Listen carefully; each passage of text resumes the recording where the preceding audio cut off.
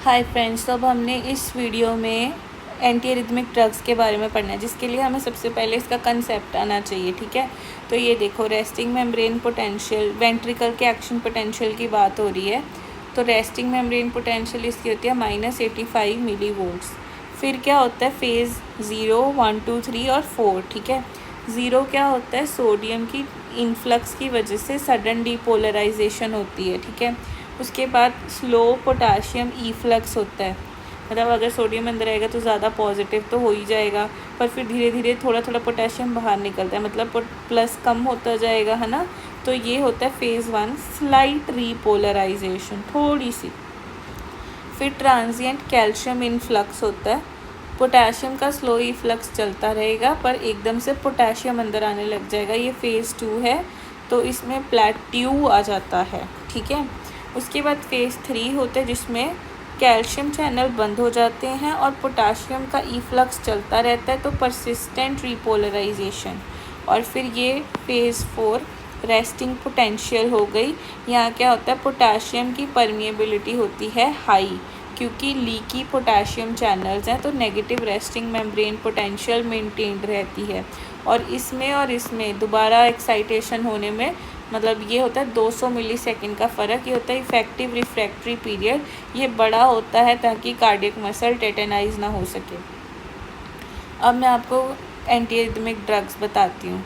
अच्छा, क्लास 1 होती है sodium channel blocker, class 2 beta blocker, class 3 potassium channel blocker, फिर 4 और 5 होती कैल्शियम चैनल। तो सीक्वेंस क्या है, sodium channel blocker, beta blocker, potassium channel blocker, calcium channel blocker और अदर ड्रग्स।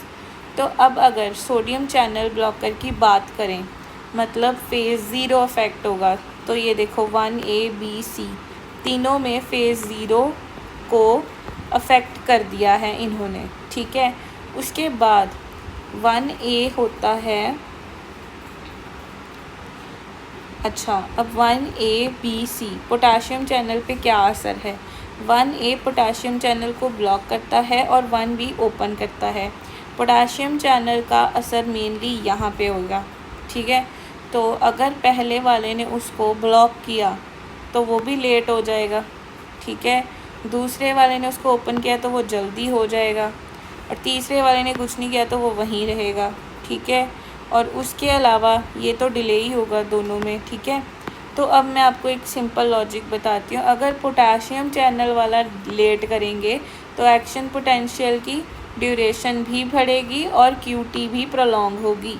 अगर उसको पीछे करेंगे तो दोनों कम हो जाएंगे, अगर उसको कुछ नहीं करेंगे तो क्यूटी भी सेम रहेगी, एक्शन पोटेंशियल ड्यूरेशन भी सेम रहेगी। ठीक है, तो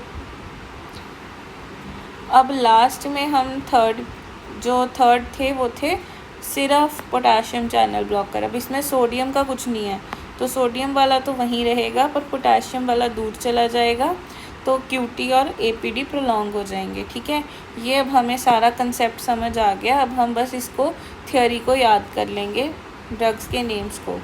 तो क्लास 1 में 1A, 1B और 1C पहले पोटाशियम ब्लॉकर, फिर ओपनर, फिर नो इफेक्ट, और एपीडी और क्यूटी पोटाशियम ब्लॉक होगा तो बढ़ेंगे, वाइस वर्सा। पहला होता है क्वीन प्रोक्लेम्स डिसोस पिरामिड, फिर बी होता है एलपी और टी एलपीटी। ठीक है, और ये होता है पास द फ्राइज। ठीक है, क्वीन प्रोक्लेम्स डिसोस पिरामिड मतलब क्विनिडीन प्रोकेनामाइड डिसोस पिरामिड, और ये lignocaine phenytoin tocainide LPT, lignocaine phenytoin tocainide, और ये 1C पास द फ्राइज प्रोपाफिनॉन फ्लेकेनाइड, और ये एक एक्स्ट्रा इनएकेनाइड, प्रोपाफिनॉन फ्लेकेनाइड इनएकेनाइड। ठीक है, अब ये जो है ये पोटाशियम ब्लॉक करे थे तो क्यूटी प्रोलॉन्ग करेंगे। ये जो है लिग्नोकेन फेनिटोइन, इनको हम वेंट्रिकुलर एरिथमियाज में यूज़ करते हैं, और ये जो 1C है इसका कुछ स्पेसिफिक नहीं है। बी तो सेकंड तो बीटा ब्लॉकर है, इसको टैकेरिथमिया में यूज़ करते हैं क्योंकि हार्ट रेट कम करता है। फिर पोटाशियम चैनल ब्लॉकर, अब इसका एक निमोनिक है बिंदास, क्या है, ब्रेटीलियम इब्यूटिलाइड, इससे नील याद रख लो, डोफिटिलाइड, ड्रोनिड्रोन, एम्यूड्रोन, सोटालोल। क्या क्या हो गया, ब्रेटीलियम इब्यूटिलाइड, ड्रोनाडेनॉन, डोफिटिलाइड, अम्योड्रोन और सोटालोल, ठीक है। सोटालोल जो है वो क्लास 3 भी है पर क्लास 2 भी, क्योंकि बीटा ब्लॉकर है, पर 3 मोर देन 2 है। अब अम्योड्रोन के बारे में कुछ एक्स्ट्रा पॉइंट्स, ये लॉन्गेस्ट एक्टिंग है, ठीक है, थर्ड वाले में, और इसकी हाफ लाइफ है 3 वीक्स।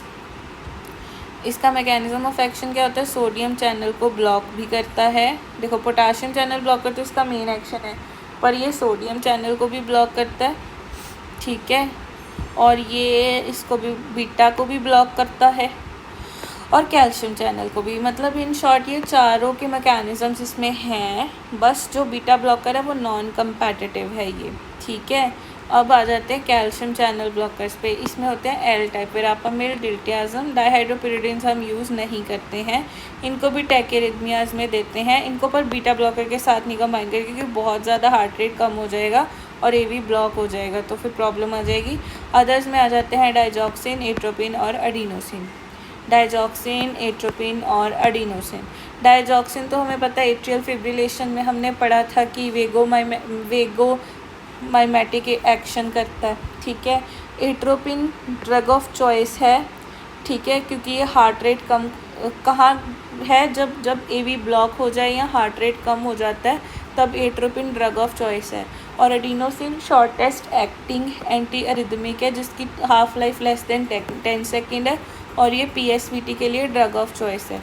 अब आपको अम्योड्रोन के साइड इफ़ेक्ट्स बता दूं।